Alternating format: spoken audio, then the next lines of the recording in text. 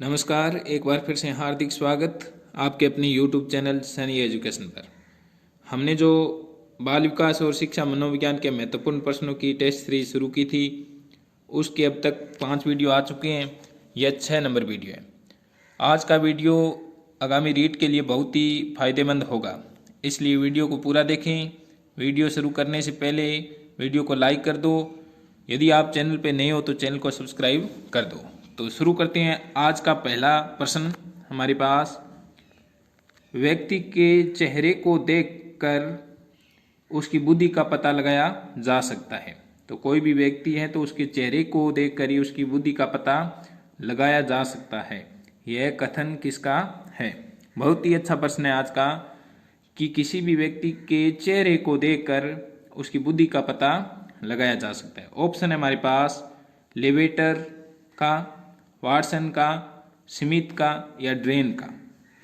तो यह जो लेवेटर थे उन्होंने कहा था कि किसी भी व्यक्ति के चेहरे को देखकर उसकी बुद्धि का पता लगाया जा सकता है। उसके बाद में हमारे पास 2 नंबर प्रश्न, बहुत ही अच्छा प्रश्न है। सर्कस में इशारे से बंदर का नाचना किस सिद्धांत पर कार्य करता है? तो सर्कस में जो बंदर इशारे पर नाचता है तो अधिगम के किस सिद्धांत के अनुसार वो कार्य करता है?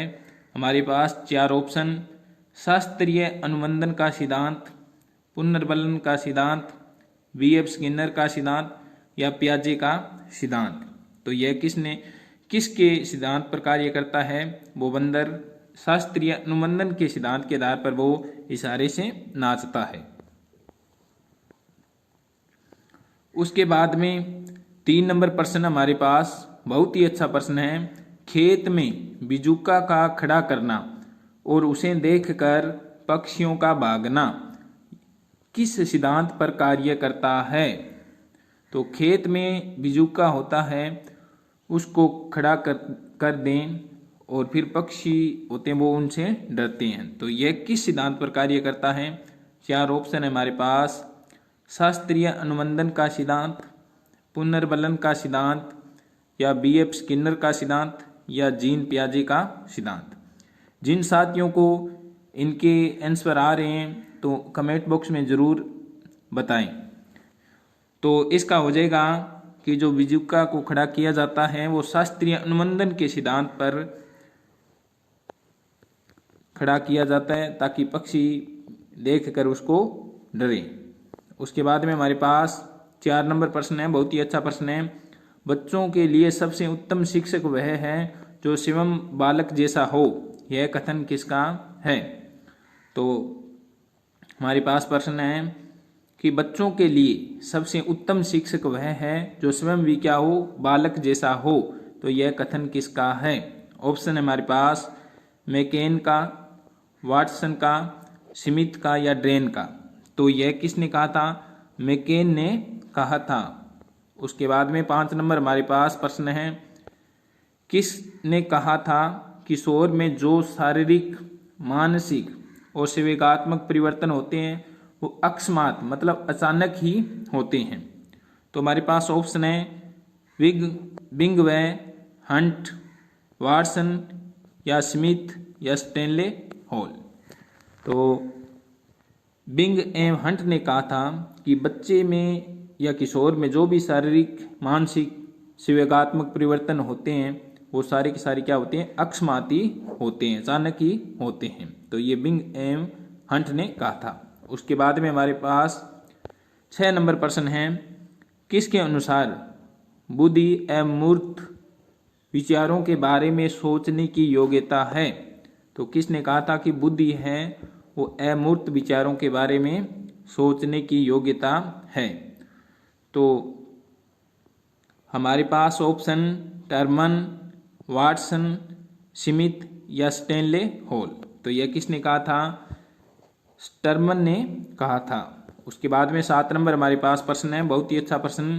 किसके अनुसार संवेग व्यक्ति के गति में अथवा आवेश में आने की स्थिति है? जो संवेग होते हैं वो व्यक्ति को गति में लाने और आवेश में लाने की स्थिति है। तो ऑप्शन है हमारे पास वुडवर्थ, वाटसन, स्मिथ या स्टेनले हॉल। तो यह किसने कहा था? वुडवर्थ ने कहा था कि संवेग जो होते हैं व्यक्ति को गति में लाने और आवेश में लाने की स्थिति होती है। उसके बाद में 8 नंबर हमारे पास प्रश्न, किसके अनुसार संवेग व्यक्ति की शारीरिक और मानसिक उत्तेजना है? तो ये भी बहुत अच्छा प्रश्न है कि संवेग जो होते हैं वो व्यक्ति को शारीरिक रूप से और मानसिक रूप से उत्तेजित करते हैं। तो किसने कहा था? हमारे पास ऑप्शन हो जाएगा पहला, क्रो एंड क्रो ने कहा था। उसके बाद में 9 नंबर हमारे पास प्रश्न है, किसने प्रयोग करके बताया था कि बालकों की अपेक्षा बालिकाओं में बात को ढंग से, बहुत ही अच्छा प्रश्न है, ध्यान से समझो, कि बालकों की अपेक्षा बालिकाओं में बात को ढंग से प्रस्तुत करने की क्षमता अधिक होती है। तो किसने कहा था? हमारे पास ऑप्शन हाइडर ने, वाटसन ने, स्मिथ ने या स्टैनले हॉल ने। तो किसने कहा था? हाइडर ने कहा था कि बालकों की अपेक्षा बालिकाओं में किसी भी बात को प्रस्तुत करने का जो ढंग होता है या क्षमता होती है वो अधिक होती है। उसके बाद में हमारे पास 10 नंबर प्रश्न है, वंशानुक्रम माता पिता से संतान को प्राप्त होने वाले गुणों का नाम है। तो यह कथन किसका है? तो हमारे पास ऑप्शन है रूथ बेनेडिक्ट का, वाटसन का, जॉन अब्राहम का या जॉन डीवी का। तो इसमें रूथ बेनेडिक्ट ने कहा था कि जो वंशानुक्रम है वो माता पिता से संतान को प्राप्त होने वाले गुणों का नाम है। उसके बाद में 11 नंबर हमारे पास प्रश्न है, किसके अनुसार गुणवान एवं प्रतिष्ठित माता पिता की संतान ही प्रतिष्ठा प्राप्त करती है?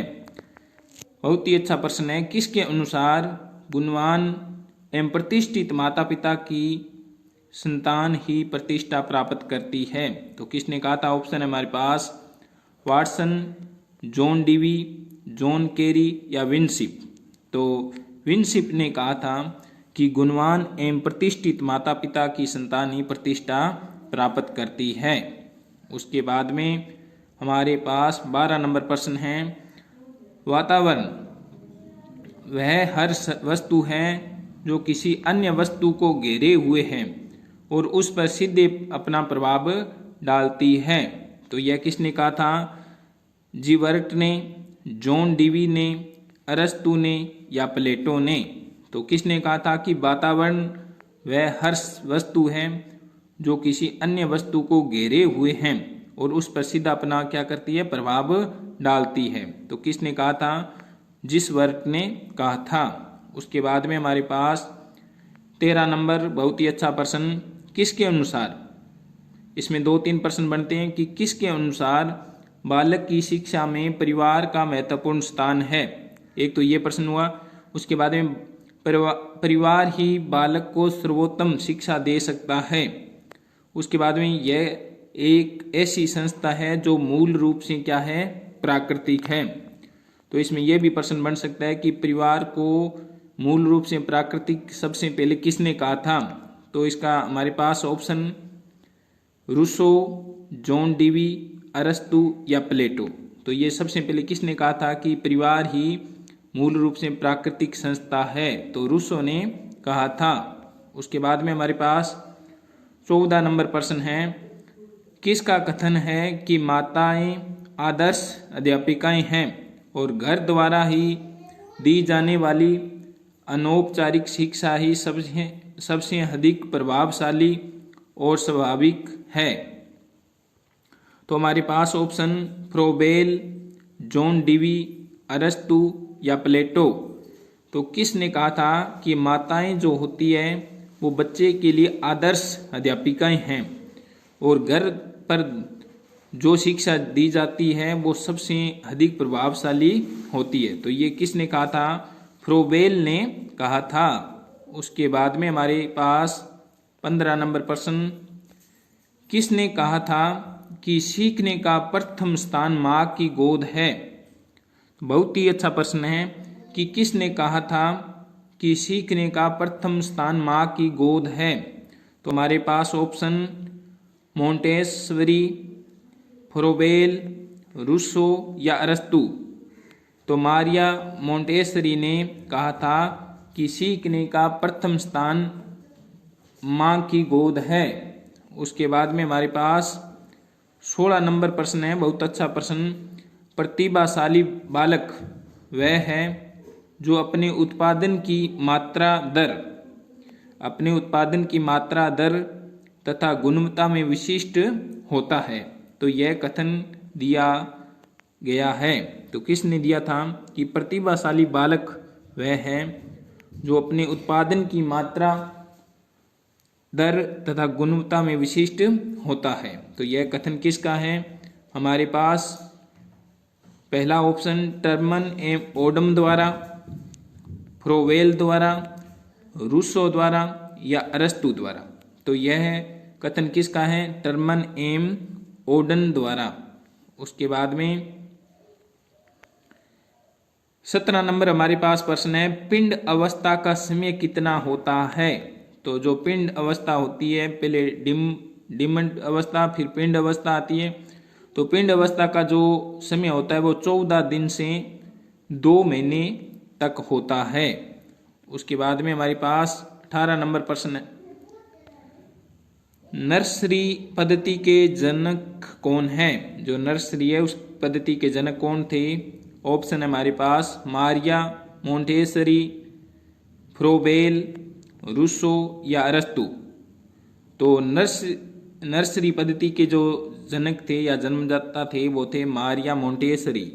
उसके बाद में हमारे पास 19 नंबर प्रश्न है, शिशु अपने संसार के बारे में अधिकांश बातें खेल के माध्यम से सीखता है। बहुत ही अच्छा प्रश्न है कि शिशु जो भी बातें सीखता है वो खेल के माध्यम से सीखता है। यह किस विद्वान ने कहा था? तो बहुत अच्छा प्रश्न है कि जो शिशु जानकारी प्राप्त करता है संसार के बारे में या अपने बारे में, वो खेल के बारे में करता है, खेल के माध्यम से करता है। तो यह कथन किसने कहा था? ऑप्शन है हमारे पास स्ट्रेंग ने, जॉन डीवी ने, अरस्तु ने या प्लेटो ने। तो यह किसने कहा था? स्ट्रेंग ने कहा था। उसके बाद में हमारे पास 20 नंबर प्रश्न है, अल्फ्रेड बिने के अनुसार बुद्धि के प्रकार है। अल्फ्रेड बिने के अनुसार बुद्धि के प्रकार कौन से हैं? ऑप्शन है हमारे पास ज्ञान, आविष्कार, निर्देश, आलोचना, ये सभी। तो अल्फ्रेड बिने ने कहा था कि बुद्धि वह है जो ज्ञान, आविष्कार, निर्देश और आलोचना से मिलकर बनती है। तो इसमें ये सभी आ जाएंगे अल्फ्रेड बिने के अनुसार। उसके बाद में 21 नंबर हमारे पास प्रश्न है, सामान्य से विशिष्ट, यानी बच्चों को पहले सामान्य फिर उसके बाद में विशिष्ट की और कौन सी विधि में बताया जाता है?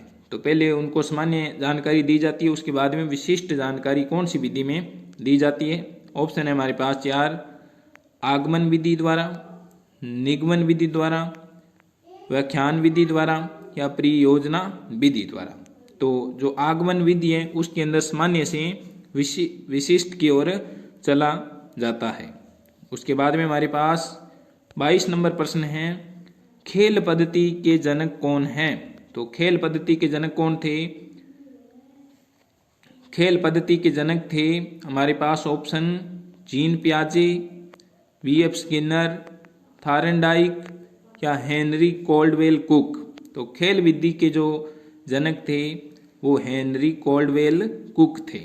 उसके बाद में हमारे पास 23 नंबर प्रश्न है, बालक में नकारात्मक सोच कौन सी अवस्था में उत्पन्न हो जाती है? तो बहुत ही अच्छा प्रश्न है कि बालक में जो नकारात्मक सोच विकसित होती है वो कौन सी अवस्था में विकसित होती है? ऑप्शन है हमारे पास किशोरावस्था में, बाल्यावस्था में, शेषावस्था में या वृद्धावस्था में। तो बच्चों के अंदर जो नकारात्मकता आती है वो किशोरावस्था में आती है। उसके बाद में हमारे पास प्रश्न है 24 नंबर, गेस्टाल्टवादी है। तो गेस्टाल्टवादी कौन थे? कोयलर, कोफका, वर्दीमर या ये सभी। तो इन तीनों मनोवैज्ञानिकों का जो संघ था उसको क्या कहा जाता है? गेस्टाल्टवाद वादी कहा जाता है। उसके बाद में हमारे पास 25 नंबर प्रश्न है, क्षेत्र सिद्धांत को किस किस नामों से जाना जाता है। बहुत ही अच्छा प्रश्न है कि जो क्षेत्र सिद्धांत है जिसको कुर्ट लेविन ने दिया था उसको और अन्य किस नामों से जाना जाता है। तो ऑप्शन हो जाएगा हमारे पास संज्ञानात्मक क्षेत्र सिद्धांत, स्थान मनोविज्ञान सिद्धांत, बाल दिशा मनोविज्ञान। तो ये सब जो नाम है वो क्षेत्र सिद्धांत के उपन नाम है।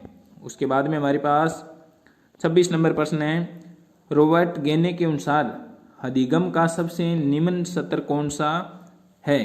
तो रॉबर्ट गेने ने अधिगम के जो 8 प्रकार बताए थे उनमें से सबसे निम्न सत्र का उन्होंने जो अधिगम बताया था वो कौन सा था, संकेत अधिगम था। उसके बाद में 27 नंबर प्रश्न है, रॉबर्ट गेने के श्रेणी क्रम सिद्धांत के अनुसार अधिगम का सबसे उच्चतम सत्र कौन सा है। तो इसमें उच्चतम सत्र कौन सा होता है, समस्या समाधान सत्र होता है। उसके बाद में हमारे पास प्रश्न है 28 नंबर, शिक्षा मनोविज्ञान की पहली पुस्तक किसने लिखी और कब लिखी।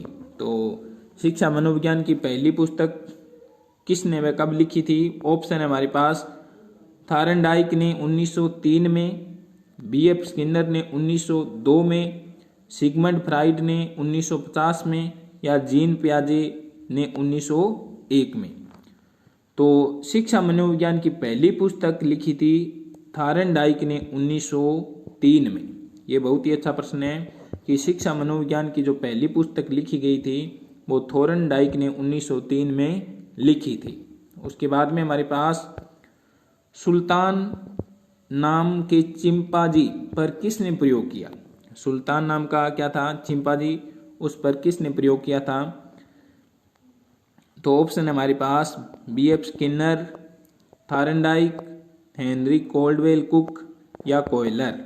तो जो चिंपांजी या सुल्तान पर जो अधिगम के क्षेत्र में प्रयोग किया गया था वो कोयलर ने किया था। उसके बाद में हमारे पास 30 नंबर बहुत ही महत्वपूर्ण प्रश्न है, नए रचनात्मक कार्यों को, बहुत ही अच्छा प्रश्न है, नोट करो कि नए रचनात्मक कार्यों को सीखने पर कौन सा सिद्धांत बल देता है। तो नए रचना करने वाले जो भी कार्य है उनको सीखने पर कौन सा सिद्धांत बल देता है। तो ऑप्शन है हमारे पास अंतर्दृष्टि का सिद्धांत, परिवर्तन एवं भूल का सिद्धांत, प्राचीन अनुबंधन का सिद्धांत या पुनर्वलन का सिद्धांत। तो नए जो भी रचना की जाती है वो हमारी मस्तिष्क या हमारी आंतरिक सोच होती है। तो इसका ऑप्शन हो जाएगा अंतर्दृष्टि सिद्धांत के आधार पर हम नए रचनात्मक कार्यों को सीखते हैं। उसके बाद में 31 नंबर हमारे पास प्रश्न है, मानसिक रूप से मंद बालकों को सीखने पर कौन सा सिद्धांत उपयोगी है। तो मानसिक रूप से जो मंद बालक होते हैं, मंद गति से सीखते हैं, उनके लिए कौन सा सिद्धांत उपयोगी होता है। तो ऑप्शन है हमारे पास शास्त्रीय अनुबंधन सिद्धांत, पुनर्वलन का सिद्धांत, बीएफ स्किनर का सिद्धांत या पियाजे का सिद्धांत। तो शास्त्रीय अनुबंधन सिद्धांत के अनुसार क्या होता है कि मानसिक रूप से जो मंद बालक होते हैं, जिनकी सीखने की गति मंद होती है, उनको आसानी से सीखा जा सकता है। उसके बाद में कौन सा सिद्धांत जीव विधि के हर क्षेत्र पर बल देता है। तो बहुत अच्छा प्रश्न है कि कौन सा सिद्धांत जीव विधि के हर क्षेत्र पर बल देता है। तो यहाँ पे क्षेत्र नाम आते ही आपको पता है कि क्षेत्रीय सिद्धांत नाम आते ही कुर्ट लेविंग ने ये सिद्धांत दिया था। क्षेत्र नाम आते ही कौन सा सिद्धांत हो जाएगा, क्षेत्रीय सिद्धांत। उसके बाद में हमारे पास 33 नंबर प्रश्न है, स्पीयरमैन ने बुद्धि का संबंध किस से बताया। तो स्पीयरमैन ने बुद्धि के 2 सिद्धांत दिए थे, एक तत्व द्वितत्व का जो सिद्धांत दिया था, उसके बाद में उन्होंने बुद्धि का संबंध किस से बताया। ऑप्शन हमारे पास चेतना से, चिंतन से, अभिप्रेरणा से या इन सभी से।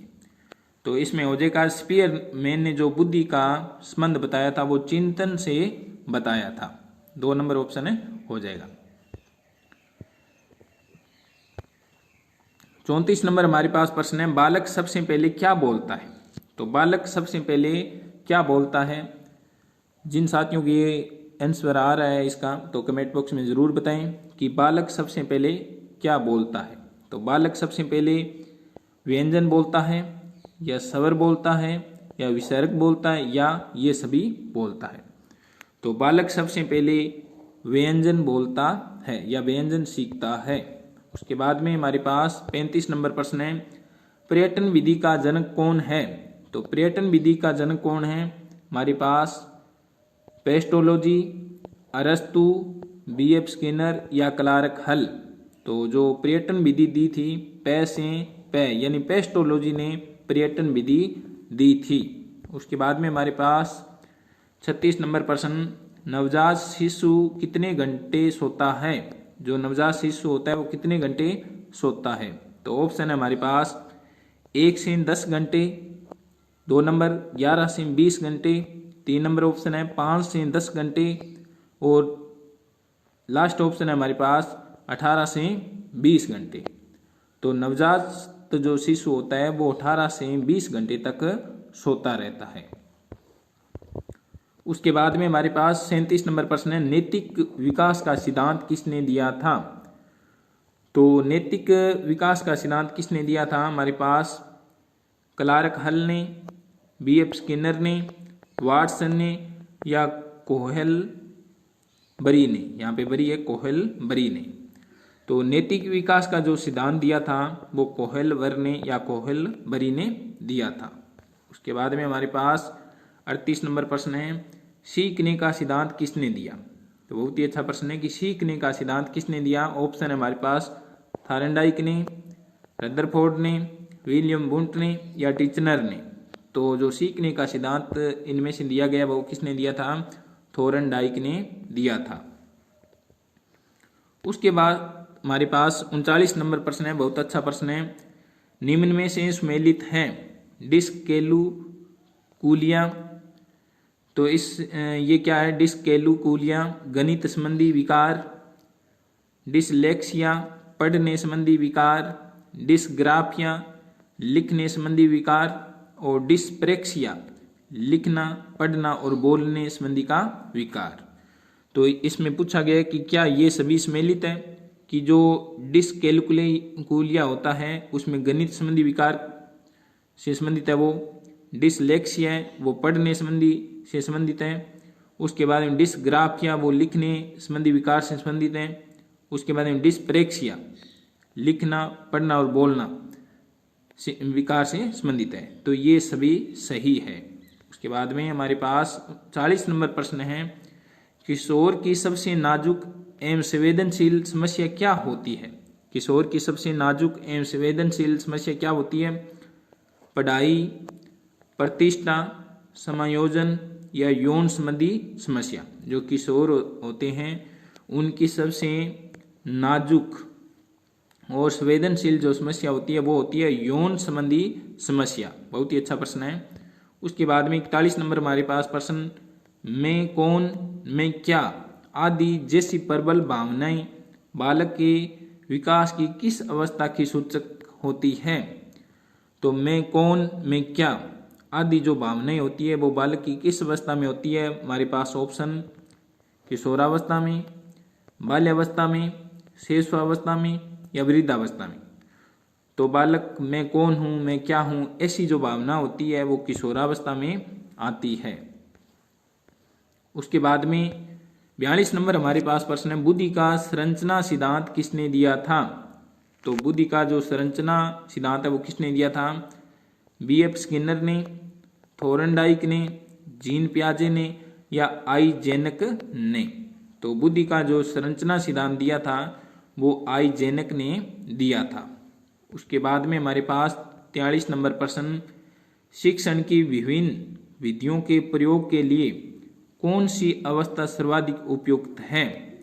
तो शिक्षण की विभिन्न विधियां, बहुत ही अच्छा प्रश्न है, शिक्षण की विभिन्न विधियों के प्रयोग के लिए कौन सी अवस्था सर्वाधिक उपयुक्त होती है।